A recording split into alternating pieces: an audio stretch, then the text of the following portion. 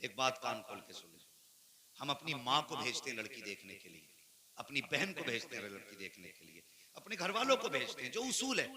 आपने भेजा, वो देखने गई तो उन्होंने क्या देखा? जाहिर, चेहरा कैसा है, आंख कैसी है, नाक कैसी है। क्या कोई किसी के किरदार में उतर के देखता है कि अंदर दिल में क्या चल रहा है? या कोई पता लगा सकता है देख के? नहीं ना। आप देख के पता लगा, बेटे बैठ या उठ के चले जाओ। पता लगा सकता है कोई खाली देख करके पहली मुलाकात में कि इसका अमल कैसा? कोई नहीं पता लगा सकता। तो सुनो, अब मेरी बात कान खोल के सुनना। जाहिर तो माँ ने देखा, चेहरा बहन ने देखा, आंखों का रंग रोगन माँ बहनों ने देखा, लेकिन चेहरे पे दाढ़ी सजा। अगर तेरे चेहरे पे दाढ़ी होगी तो तेरे घर में आने से वही इनकार करेगी जो बद अखलाक होगी, बद किरदार होगी, जो बद अमल होगी। अगर चेहरे पे दाढ़ी होगी तो तेरे घर में सिर्फ वही आएगी जो कनीज़े फातिमा होगी, मुस्तफा से प्यार करने वाली होगी। हाँ, दाढ़ी रखने के बाद शादी में दिक्कत आती है, इसलिए नहीं कि लड़कियां पसंद नहीं करती, बल्कि इसलिए आती है कि अगर चेहरे पे दाढ़ी होगी तो तेरे घर के अंदर नाचने वाली नहीं आएगी, घर तेरा होगा, पढ़ने वाली कुरान आ जाए। नारे तकबीर, नारे रिसालत, उलमाए अहले सुन्नत, मसलके आला हजरत हजरत अल्लामा मुफ्ती हम्माद साहब किबला, नारे तकबीर, नारे रिसालत। अगर चाहते हो बीवियां अच्छी मिले तो दाढ़ी रख लो चेहरों पे, दावे के साथ कहता हूं, दावे के साथ। फिर खुदा की कसम, अगर बीवी पार से आती है तो घर में नचनिए और ये भाड़ करने वाले पैदा नहीं होते। गोद तेरी बीवी की होती है, आने वाला गुलाम गौस होता है। ये याद रखना। आज जो कहते ना मौलाना, आज कोई तावीज दे दो, लल्ला जूता लेके खड़ा था मुंह पे। मैं कहता हूं तावीज ना ले, मुड़ के जिंदगी देख तूने कहां गुजारी है, उसकी परवरिश कैसे की गई, तेरी बीवी ने उसे पाला कैसे था। आज कितने बच्चे जब रोते हैं ना तो माए मोबाइल बजा के हाथ में दे देती, मोबाइल बजा के। क्यों दे दिया? बच्चा है अभी, क्या होता है? हम मुसलमान इतनी पीछे रह गए, इतने पीछे रह गए कि हमारी सोच ये है कि बच्चा जब तक 14 साल का ना हो वो ना समझ रहता है। इतनी घटिया सोच हमारी। लेकिन सुने, जिस दिन बच्चा माँ के शिकम में आ जाता है उसी दिन से बच्चे की परवरिश शुरू हो जाती है। ये तो सोच नहीं मत, जब ये 14 साल का होगा तब अकल आएगी। बच्चे ने बाप के मुंह पे थप्पड़ मारा, माँ ने देख के कहा कोई बात नहीं, जब बड़ा होगा तो समझ जाएगा। जब उसने बाप के कान में ऐठे, कहा भी छोटा है, समझ आएगी तो ये इज्जत करने लगेगा। नहीं, ये इज्जत ऐसे नहीं होती है। तुमने ताजदार बगदाद की कहानी नहीं सुनी। अल्लाह अकबर, माँ उस्ताद के पास लेके गई, कहा जाकर के हजरत जी मेरे बच्चे को पढ़ाइए। आपने उस्ताद ने बिस्मिल्लाह पढ़ाई। बिस्मिल्लाह के बाद सरकार गौसे पाक ने जब पढ़ना शुरू किया तो जानते हो 14 पारे पढ़ डाले थे। जब 14 पारे पढ़ डाले, उस्ताद ने कहा था बेटे जहां ये 14 पारे याद किए हैं बाकी के 16 पारे भी वहीं पे याद कर लेते। मदरसा बदलने की जरूरत क्या पेश आ गई? अल्लाह अकबर, वक्त के गौसुल आजम ने कहा था उस्ताद मोहतरम बात ये है कि मैंने जिस मकतब में ये 14 पारे हिफ्ज किए थे वहीं पे सिर्फ 14 पारे पढ़ाए गए हैं और इतने ही पढ़े जाते हैं। कहा बेटे मैं समझा नहीं। कहा हजरत जी जब मैं माँ के शिकम के अंदर था मेरी माँ को कुरान के 14 पारे याद थे, मैंने उसकी जबान से सुन सुन के 14 पारे माँ के शिकम में याद किए थे। और मुझे बता तो सही, अगर गौसुल आजम 14 पारे माँ के शिकम में याद करते हैं तो तेरा बेटा बिस्तर पे लेटने के बाद गाने सुन करके नाचने वाला क्यों नहीं बन सकता? परवरिश हमने गलत की बच्चों की। आज फर्क किस पे नहीं पड़ता? कहते मेरा बेटा देखो, समझाओ थोड़ा सा दीन की तरफ आए। दीन की तरफ ऐसे नहीं जाते, दीन की तरफ बचपन से ले जाया जाता बच्चों को। और याद रखो, जिनके चेहरों पे दाढ़ियां हैं, जो कुर्ता पजामे से मोहब्बत करते हैं, यकीनन उनकी माँ की परवरिश अच्छी रही होगी। लिखवा लो मुझसे। और जो कहते नहीं नहीं हमें ये मुल्लाओं वाले लिबास समझ में नहीं आते, तो समझ लेना बाप ने हराम के लुक़मे खिलाए होंगे और माँ ने मुस्तफा का दीन सीखा ही नहीं होगा। कान खोल के ये बात सुनना, अगर चाहते हो नस्लें अच्छी हों तो बच्चों को गोदें अच्छी दे दो। निकाह करने से पहले जवानों हुस्न के पीछे न जाना, दौलत के पीछे न जाना। ये तो एक केस में निकलवाते थी लड़कियां, जितना जहेज है ना एक एप्लीकेशन में साफ हो जाता है। हाँ, एक एप्लीकेशन में रह गई बात हुस्न की, एक बीमारी शिकल बिगाड़ देती है। अगर तलाश करना ना तो नेक किरदार तलाश करना। ये वो है जिसे न बीमारी छुटा सकती है न केस छुटा सकता है। खुदा की कसम, अगर पारसा औरत तेरे घर में आएगी तो कसम खुदा की जरूरत नहीं है तावीज की। अगर वो कुरान पढ़ के आई है, फजर की अजान होगी, मुसल्ला बिछाएगी और हाथ उठा के रब से जब रोजी का सवाल करेगी, अल्लाह इतना देगा तेरी 7 पुश्तों के गुजारे हो जाएगा। हाँ, लेकिन हर बंदा जो है ना हुस्न के पीछे पड़ा है, दौलत के पीछे पड़ा है। खुदा के वास्ते निकाह आसान करो और ये तमाशे ना बनाओ निकाहों के। जहेज को लेकर के जिंदगियां बर्बाद ना करो। हुजूर की जिंदगी देखो। हर जवान कहता है मुझे हुजूर से प्यार है। उनकी जिंदगी देखो। मेरे हुजूर की उम्र शरीफ कितनी थी जब पहला निकाह किया? कितनी उम्र थी हुजूर की जब पहला निकाह किया? बाज़ाहिरी उम्र बताओ। हाफिज जी तुम नहीं बोलोगे भाई, बाकी बोले जो जवान स्कूल में पढ़ते हैं, जिन्हें नाज है कि मुझे मैथ में मेरे इतने % नंबर आए, इंग्लिश में इतने आए, वो बताएं हुजूर की कितनी साल उम्र थी? अल्लाह सलामत रखे जवानों। कभी तो मौलवियों के पास चले जाया करो, कभी तो पढ़े लिखों से दुआ सलाम कर लिया करो। हुजूर ने पहला निकाह किया था तो 25 साल उम्र मेरे हुजूर की थी। कितनी?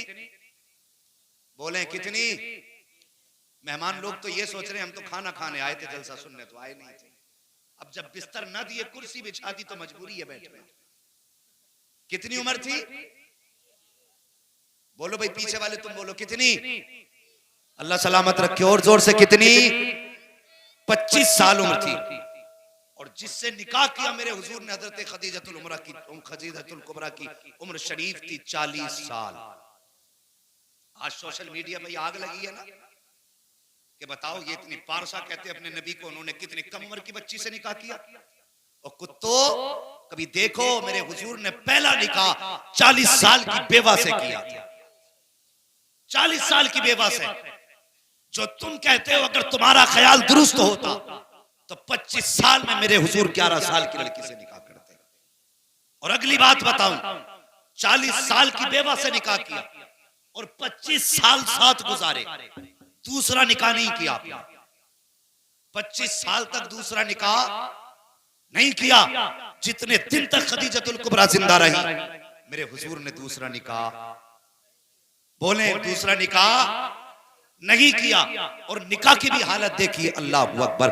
उस वक्त मेरे हुजूर की जवानी का एक तो माइक बहुत अच्छा, वो भी टू टू टू हो रही है। दुरूद शरीफ पढ़िए सल्लल्लाहु अलैहि सल्लल्लाहु तआला अलैहि वसल्लम, सलातुन व सलामुन अलैका या रसूलल्लाह सल्लल्लाहु तआला अलैहि वसल्लम। मेरे हुजूर की उम्र शरीफ कितनी थी? सारे बोले फिर से, याद है ना सबक? कितनी? अल्लाह सलामत रखे बेटे, कितनी थी? हाँ, अल्लाह तेरे माँ बाप को सलामत रखे, तेरी नस्लों में बरकतें करे। हाँ, 25 साल उम्र शरीफ थी। तो उस वक्त में हजरत खदीजतुल कुबरा, जिनको मलिका अरब कहा जाता था, इतनी अमीर थी, इतनी अमीर थी कि उनको मलिका अरब कहा जाता था। कई बार की बेवा थी। आखिरकार जो भी निकाह करने का ख्वाहिश करता था वो आपकी दौलत की वजह से करता था। उन्होंने अहद कर लिया मुझे निकाह करना ही नहीं है। इधर मेरे हुजूर की उम्र शरीफ 25 साल हुई। अमीर इतनी थी कि बेशुमार अमीर, सबसे बड़ी ताजिरा थी मक्का की। तो आपका जो सामान लोग लेके जाते थे उसमें चोरी कर लेते थे। तिजारत इतना बड़ा अमल है, फरमाया गया जब तक ये उम्मत तिजारत करेगी कभी दब नहीं सकती है। और जब से हमने तिजारत छोड़ी है तब से हम जलील हो रहे हैं। नौकरियों के चक्कर में पड़ गए ना, नौकरियों के, इन नौकरियों ने कुत्ता बना दिया आदमी। बिजनेस करो, अल्लाह तुम्हारे घर में बरकत अता फरमाए। और रह गई बिजनेस की भी बात, अल्लाह माफ करे, तिजारत कर रहे हैं तो कसम खा के कहता है ये भैंस पूरी में 61,000 की लाया हूं। हजरत तुम्हारे लिए समझ लो 60 की, 1,000 का घाटा मैं नहीं ले लिया। ये झूठ और कसमें खा खा के, और भाई तेरा माल है तेरी मर्जी, 61 की ला के 1 लाख की बेच, तेरी मर्जी, लेकिन झूठ बोल के हराम ना कर, झूठ बोल के हराम ना कर। अल्लाह ने तिजारत में बरकत रखी है। 5 की ला के 55 की बेच, तेरी मर्जी, तो हमने तिजारतें अपनी हराम कर डाली झूठ बोल बोल करके। हजरत खदीजतुल कुबरा अपना सामान भेजती थी, जब लोग लेके जाते ना तो उसमें घाटा दिखाते थे और चुरा लिया करते थे। एक दिन अपनी सहेली से कहने लगी कि कोई ऐसा बंदा मिल जाता जो ऐसा ईमानदार होता जो मेरे सामान को हिफाजत से पहुंचा देता। तो उस सहेली ने कहा खदीजा एक मशवरा दूं? कहा कौन सा? कहा मक्के में एक नाम है लफ्ज मोहम्मद, बोलो सल्लल्लाहु अलैहि वसल्लम। का यतीम है लेकिन उनकी दयानत के चर्चे हैं, अपने तो अपने गैर भी अमीन कहते हैं, क्यों ना हो तू उनको अपना माल तिजारत दे दे और उनको अपनी तिजारत का माल दे करके उनसे अपना तिजारत का काम करा।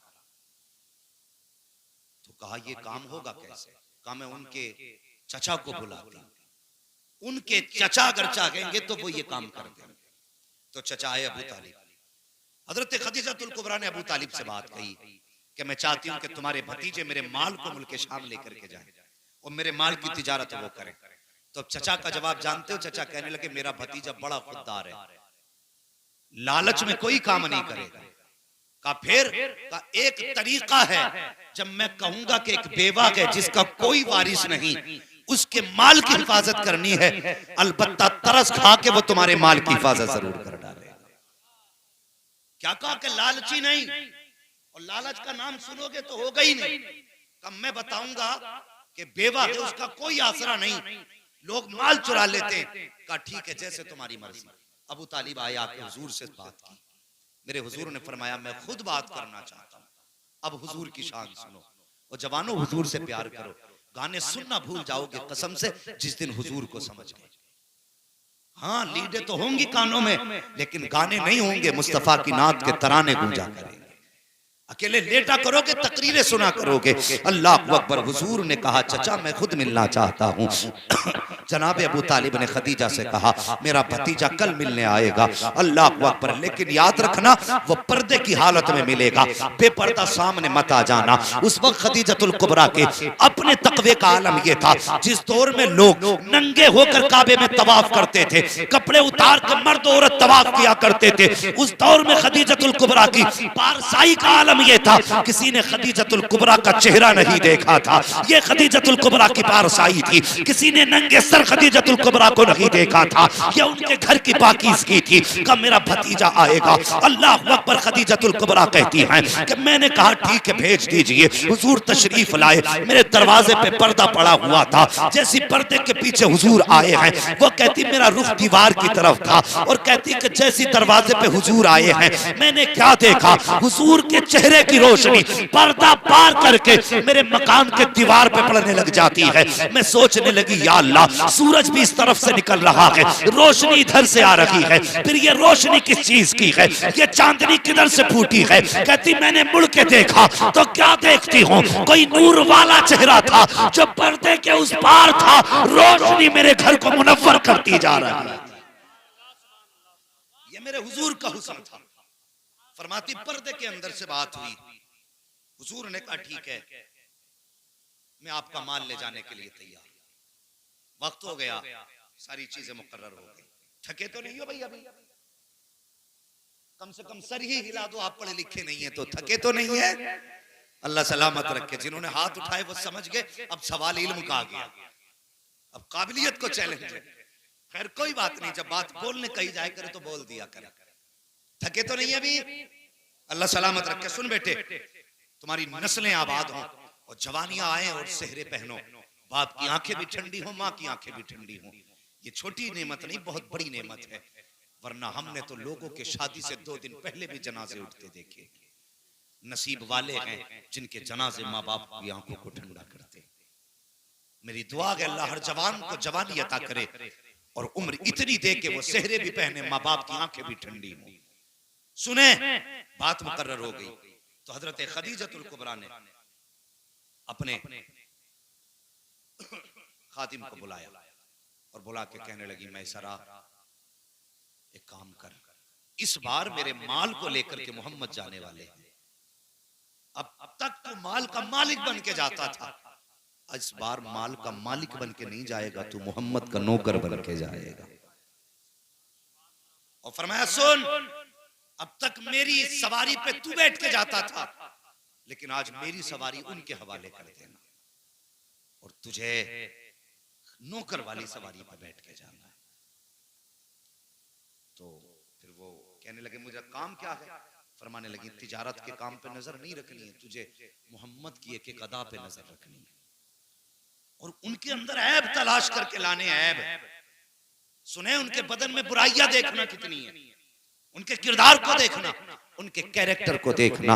अल्लाह अकबर। अगला दिन आया जब सवारी के लिए काफिला तैयार हुआ और मुसाफिरों का काफिला जाने लगा, माले तिजारत भी जाने लगा। हुजूर सबसे आला नस्ल के ऊंट पे बैठाए गए हैं। अब मैसरा जो मालिक बन के जाते थे आज खादिम बन के जा रहे हैं। जब आला नस्ल के घोड़े पे हुजूर को बैठे देखा है, अब अबू जहल के पेट में दर्द होने लग जाता है। वो सोचता है कि इनको ये सवारी क्यों दी गई है, इनको ये सवारी किस लिए दी गई। अल्लाह अकबर। जब ये बात उसने कही का मैसरा बता तो सही, इनको ये सवारी किस लिए? का आज ये मालिक बन के जा रहे हैं। अल्लाह अकबर। हसद की वजह से पेट में दर्द उठा। अबू जहल, अबू लहब, उतबा, शैबा, बड़े बड़े सब ये सरदार काफिले में थे। जब ऊंट सवारियां चलने लगी, हुजूर की सवारी भी आगे बढ़ रही थी। काफिला चलता रहा, चलता रहा। चलते चलते काफिले में एक ऊंट बड़ा कमजोर था, जमीन पे बैठ जाता है। माल का लदा ऊंट था, सारे लोगों ने उठाने की कोशिश की लेकिन ऊंट नहीं उठा। अबू जहल कहता लाइए हम उठाएंगे,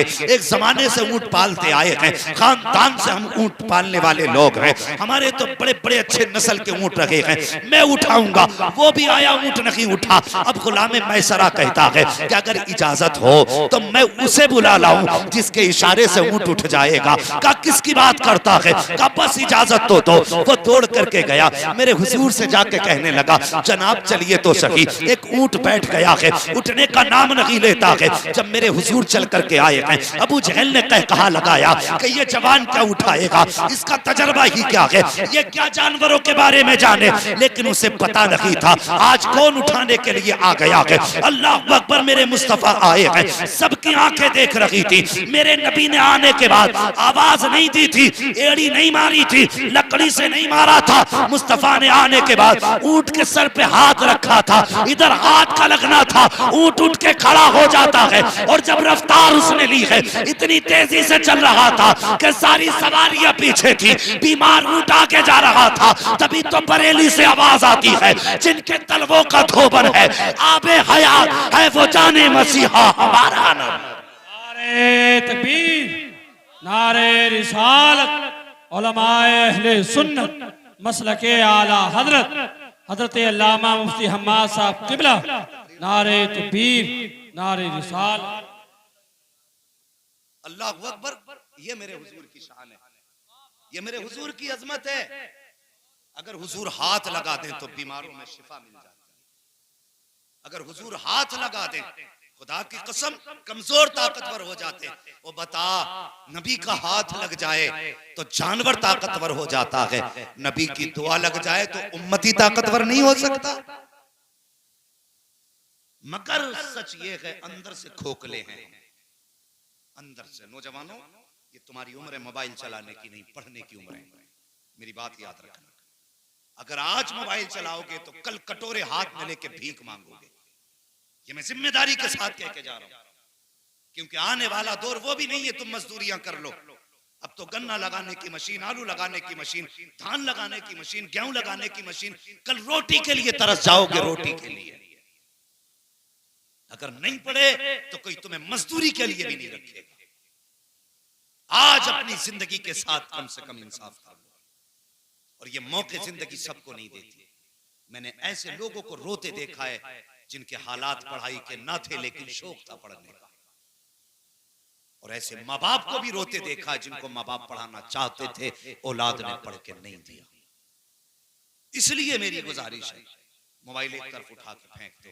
कल जब काबिल होगे तो मोबाइल की औकात क्या है, कंप्यूटर तुम्हारी ठोकरों में पड़े नजर आए।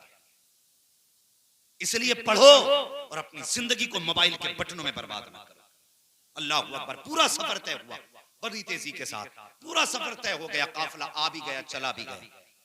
और जानते हो जब हुजूर गए ना बाजार में, तो मैसरा ने ना, लोग जो पूछते थे ना क्या रेट है, तो वो कम करके बताते थे। लोग फिर भी देखते थे, चले जाते थे। लेकिन इस बार दुकान हुजूर ने खोली। हुजूर ने दुकान खोली, कोई आके पूछता रेट, हुजूर अपनी मर्जी से कीमत बताते, तो जो साथ वाले थे कहते चला लोगे दुकान, मगर खुदा की कसम दुकान चलाने वाला अमीना का लाल था, जो आता था खाली जाता ही नहीं था, कहता था यार कीमत कुछ भी है, बातें बड़ी प्यारी लग रही है, सौदा लेके ही जाता था, सबसे पहले माल बेचा और हर बार से ज्यादा दोगुना मुनाफा अल्लाह ने अता फरमाया। जब आए दुगना मुनाफा लेकर के हजरत खदीजतुल कुबरा छत पे अपनी सहेली के साथ खुद फरमाती हैं, मैं इंतजार में थी काफिला आने वाला, मैंने उधर देखा जिधर से काफिला आ रहा था, फरमाती काफिले में किसी की सूरत साफ नजर नहीं आ रही थी, लेकिन मेरे महबूब की सूरत किलोमीटर नहीं मीलों के फासले से चांद से ज्यादा रोशन नजर आ रही थी। ये कुत्ते क्या जाने जो मेरे हुजूर के बारे में बोलते, ये जानते ही क्या मेरे हुजूर के बारे में, जुल्फ देखी है कि नजरों ने घटा देखी है, लुट गया जिसने मोहम्मद की अदा देखी।